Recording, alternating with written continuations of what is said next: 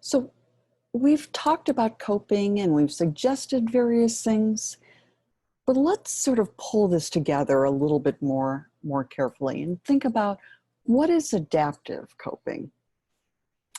So certainly adaptive or constructive coping strategies include those appraisal focused strategies that we've talked about, and active problem solving and finding support and release, some emotion focused strategies.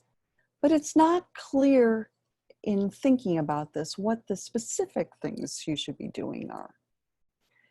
So I want you to be thinking, is this strategy for coping healthy or not? Or actually better than that is, to what degree is it healthy? So things we should consider include using a range of coping strategies. Running is a great coping strategy, and probably one that a number of you, use fairly frequently. But it shouldn't be your only coping strategy. Similarly, sleeping can be helpful, but if all you're doing is sleeping, that's probably a problem. I want you to think about the context. When and where does it make sense? So some things can make a whole lot of sense in some contexts. That perhaps when you're home alone, listening to music loud and dancing makes sense. But maybe when you're at church and you're feeling stressed, maybe that's not the best strategy. And maybe there's something else that would make more sense. So think about, when does it make sense? Often inserting a pause helps a lot. So rather than making or saying something immediately, sometimes giving yourself a timeout and committing to coming back later can be very helpful.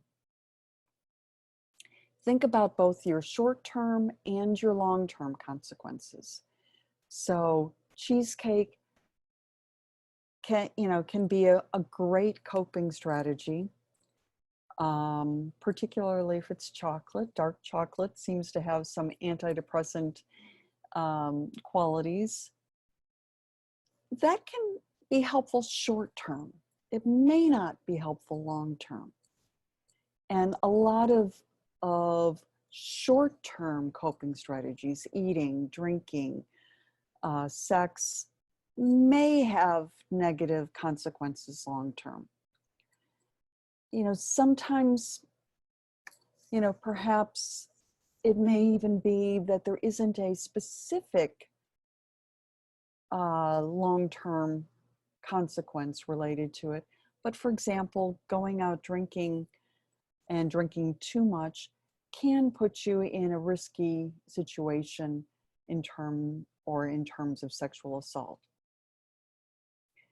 And then finally, work within your values. What's important to you? Make sure that you are not just doing what I say or what somebody else says, but what are your values? And when do you feel most authentic?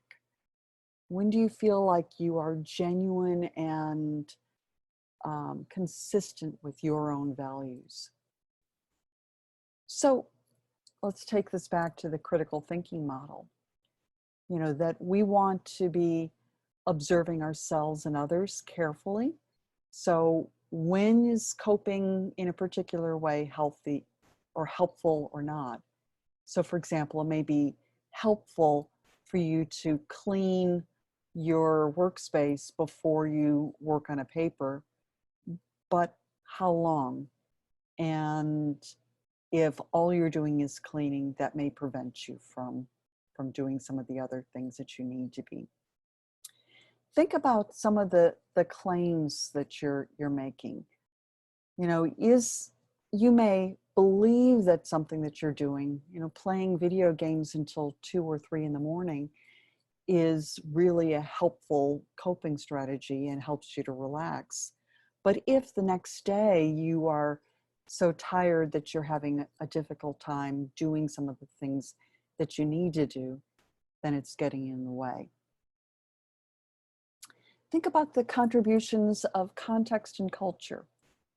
So when does it make sense to do something particular? You know, it may make sense to hug your partner when he or she is upset at some points, but perhaps it may not be helpful when that person's stress is like this. And then make sure that you're acting on those things. Keep reflecting, keep thinking about it, and put these things, these ideas into action. And take care.